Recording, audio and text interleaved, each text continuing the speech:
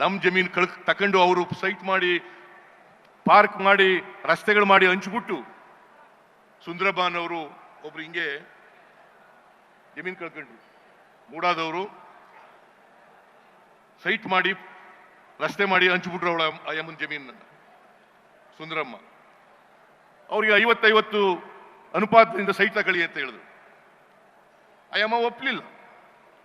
She went to the ಹೈಕೋರ್ಟ್ನವ್ರು ಹೇಳಿದ್ರು ಚೀಮಾರಿ ಹಾಕಿ ಆ ಯಮ್ಮನಿಗೆ developed ಏರಿಯಾದಲ್ಲಿ 2 ಎಕರೆ 17 ಗುಂಟನೆ ಎಷ್ಟು ನೀವು ತಗೊಂಡಿದ್ದೀರಿ ಅಷ್ಟೇ ಕೊಡಬೇಕು ಅಂತ ಹೇಳಿದ್ದಾರೆ. Land to land.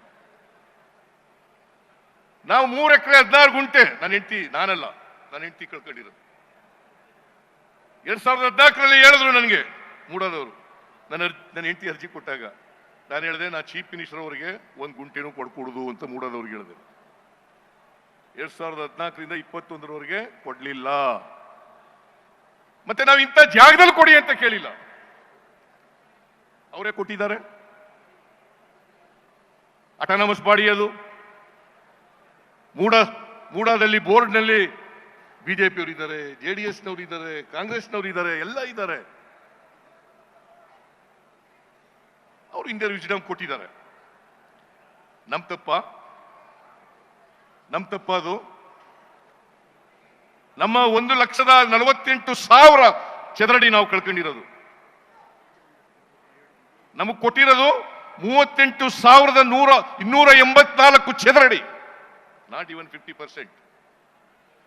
ನಾನು ಹೇಳಿದೆ ಎಷ್ಟು ಕೊಡ್ತಾರೆ ಅಷ್ಟು ತಗೊಳ್ಬಿಡು ಅಂತ. ಇದು ಅವರೇ ಕೊಟ್ಟಿರೋದು, ನಾವು ಕೇಳಿದ್ದಲ್ಲ. ಇಂಥ ಕಡೆ ಕೊಡಿ ಅಂತ ಕೇಳಿಲ್ಲ. ಅಲ್ಲಿ ಸೈಟ್ ಇಲ್ಲ ಅಂತ ಹೇಳಿ ಬೇರೆ ಕಡೆ ಕೊಟ್ಟಿದ್ದಾರೆ. ಇನ್ನೊಂದು ಆಪಾದನೆ ಮಾಡಕ್ ಶುರು ಮಾಡಿದ್ರು. ಸಿದ್ದರಾಮಯ್ಯ 62 ಕೋಟಿ ಕೇಳ್ಬಿಟ್ಟ. ನಾನು ಹೇಳಿದೆ ಲ್ಯಾಂಡ್ ಎಕ್ಸ್ಚೇಂಜ್ ಪ್ರಕಾರ 3 ಪಟ್ಟು ಕೊಡ್ಬೇಕಾಗ್ತದಪ್ಪ, ಅಷ್ಟೊಂದು ದುಡ್ಡು ಮೂಡಾದಲ್ಲಿ ಇಲ್ಲ.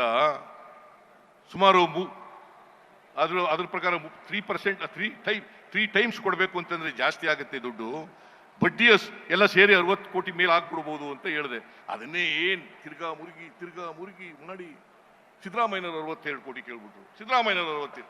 ನಾನು ಹೇಳಿದೆ 62 ಕೋಟಿ ಇಲ್ಲ, ಕಾನೂನು ಪ್ರಕಾರ ಕೊಡಬೇಕಾಗ್ತದೆ ಅಂತ ಹೇಳಿದೆ. ಸೊ ಅದರಲ್ಲಿ ನಮ್ದೇನು ತಪ್ಪಿಲ್ಲ.